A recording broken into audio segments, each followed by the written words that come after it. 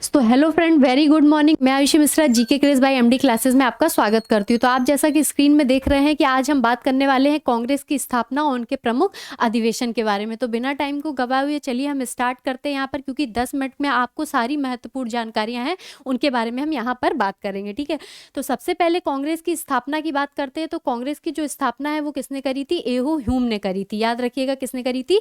एहो ह्यूम ने करी थी। कब करी थी? 1885 में करी थी। कब करी थी? 1885 में इन्होंने जो है स्थापना करी थथी। और इसका जो प्रथम अधिवेशन था वो कहाँ पर हुआ था? बम्बई में हुआ था। तो याद रखिएगा कहाँ पर हुआ था? एहो ह्यूम ने इसकी स्थापना करी थी कांग्रेस की, 1885 में करी थी, बम्बई में करी थी। अब अगर बात करते हैं कि कहाँ पर इसका प्रथम अधिवेशन हुआ था, तो याद रखिएगा गोकुलदास तेजपाल संस्कृत महाविद्यालय में इसकी जो है पहली बैठक या फिर पहला अधिवेशन यहाँ पर हुआ था। तो आप स्क्रीन में देख रहे हैं कि ये एहो ह्यूम है, ठीक है, father of Indian national Congress के पहले अध्यक्ष थे, ठीक है, जिन्होंने यहाँ पर क्या कहते थे इसके बारे में या फिर इसकी स्थापना करी थी। ठीक है, तो एक बात देख लेते हैं कि ये सम्मेलन जो था पहले कहाँ होने वाला था। ये सम्मेलन पहले हमारा पुणे में होने वाला था, पर हैजा फैल जाने के कारण क्या हुआ, बम्बई में इसको कर दिया गया। ठीक है, कहाँ कर दिया गया?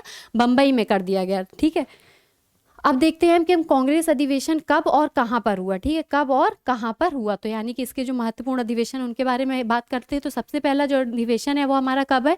1885 का अधिवेशन है, जो कि हमारा कहां पर हुआ? बॉम्बे में हुआ। ठीक है, इसके पहले अध्यक्ष कौन थे? व्योमेश चंद्र बनर्जी थे। अगर अध्यक्ष की बात करी जाए तो व्योमेश चंद्र बनर्जी थे। बॉम्बे जगह का नाम, और 1885 में। महत्वपूर्ण तथ्य देख लेते हैं। तो ये प्रथम अधिवेशन था। ठीक है, इसमें क्या थे? 72 प्रतिनिधियों ने भाग लिया था। और ये क्या था कि इसमें जो किया गया था, कांग्रेस के उद्देश्यों को तय किया गया था। ठीक है, कांग्रेस के उद्देश्यों के बारे में यहाँ पर बात हुई थी।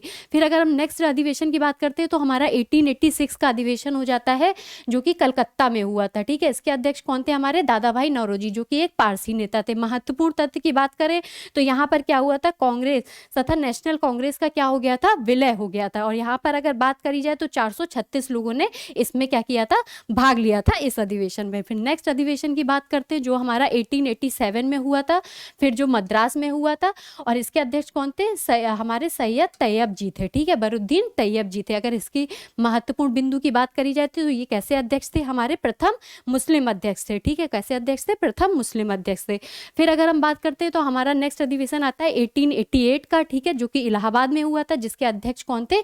जारजी उले थे। अगर इसमें बात करी जाए कि इसके प्रथम मतलब इसकी क्या खास बात रही, तो ये क्या थे? हमारे प्रथम अंग्रेज अध्यक्ष थे। ठीक है, तो पारसी, उसके बाद मुस्लिम, उसके बाद हमारे कौन आए? प्रथम अंग्रेज अध्यक्ष थे। ठीक है, फिर अगर बात करते हैं 1896 का, तो 1896 का जो था वो कहाँ पर हुआ? हमारा कलकत्ता में अधिवेशन हुआ। इसके अगर अध्यक्ष की बात करेंगे तो कौन होंगे? M S Saini. ठीक है, एम एस साइनी जो थे इसके अध्यक्ष थे।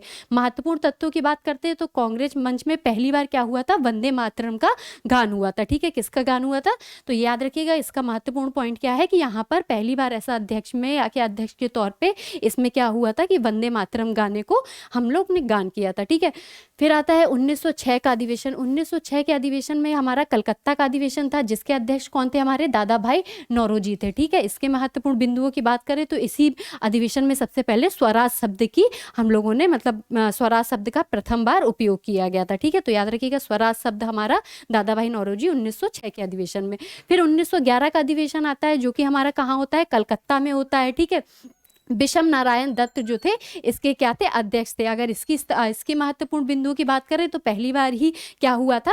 राष्ट्रगान। ठीक है, राष्ट्रगान यानी कि जनगण मन को हमारा गाया गया था। ठीक है, फिर नेक्स्ट बात करते हैं 1916 का अधिवेशन। 1916 का अधिवेशन बहुत महत्वपूर्ण है, लखनऊ में हुआ था। अंबिका चरण मजुमदार जी थे वो इसके क्या थे? अध्यक्ष थे। अगर इसके महत्वपूर्ण बिंदुओं की बात करते हैं तो कांग्रेस में गरम दल और नरम दल का क्या हो गया था? विलय या फिर क्या हो? समझौता हो गया था। और साथ ही साथ कांग्रेस और मुस्लिम लीग के मध्य भी समझौता देखने को यहाँ पर मिला था।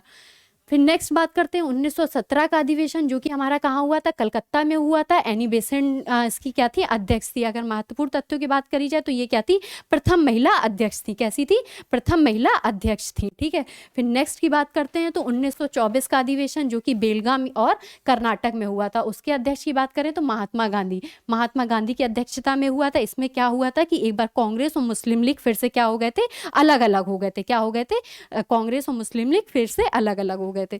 फिर 1925 का अधिवेशन जो कि कहाँ पर हुआ था, कानपुर में हुआ था। उसकी अध्यक्षता किसने करी थी, सरोजनी नायडू जी ने करी थी। ठीक है, इसके महत्वपूर्ण तथ्य क्या थे कि ये प्रथम भारतीय महिला थी। ठीक है, प्रथम भारतीय महिला थी और उन्होंने क्या किया था, हिंदी कांग्रेस की हिंदी जो है कांग्रेस की क्या कर दी, आधिकारिक भाषा घोषित कर दी। ठीक है, फिर है हमारा 1929 का अधिवेशन जो कि हमारा कहाँ पर हुआ था, लाहौर में हुआ था।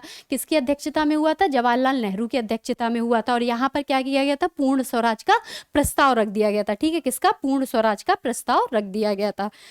फिर बात करते हैं 1937 का अधिवेशन जो कि हमारा कहाँ हुआ था, फैजपुर यानी कि उत्तर प्रदेश में हुआ था। किसकी अध्यक्षता किसने करी थी, जवाहरलाल नेहरू ने करी थी। इसके महत्वपूर्ण बिंदु की बात करते हैं तो ये पहली बार था जो कि गांव में अधिवेशन हुआ था। यहाँ पर क्या हुआ था, 13 सूत्रीय अस्थायी कृषि कार्यक्रमों को घोषित कर दिया गया था। ठीक है, फिर चलिए नेक्स्ट बात करते हैं 1946 का जो कि हमारा कहाँ हुआ था, मेरठ में हुआ था।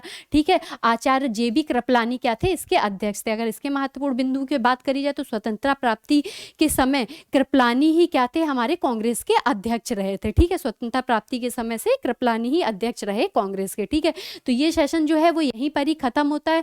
कमेंट करके जरूर बताइएगा कि ये आपको 10 मिनट में जो सारी हमने कांग्रेस की स्थापना, उनके महत्वपूर्ण अधिवेशनों के बारे में जो बात करी वो कैसी जानकारी लगी।